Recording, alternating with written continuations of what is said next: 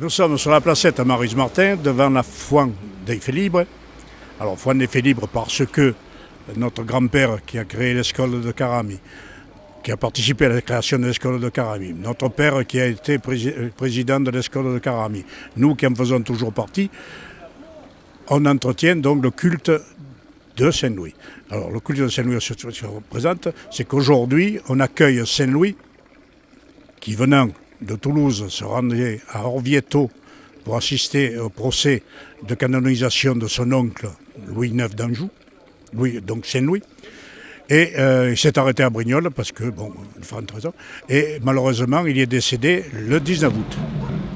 Mais on a maintenu l'accueil parce que, dans le temps, on allait accueillir le comte de Provence ou les membres de sa famille au pont Notre-Dame, qui s'appelait à l'époque pont Notre-Dame de Lorette, et en partait en possession de là pour l'accompagner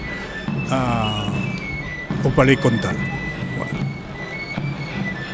Alors donc ce qui fait que le vendredi on accueille Saint-Louis, on part en possession, qui est possession qui se termine ensuite, qui est continuée le samedi par la messe en provençal, la messe du vœu, puisque Brignoles a été protégé de la peste à l'époque et les Brignolais avaient demandé à fermer le vœu que le Brignoles se fait. Donc on a fait la messe du vœu et le dimanche il y a la messe solennelle avec la procession dans le centre-ville. La Saint-Louis se déroule toujours le dimanche qui suit le 19 août.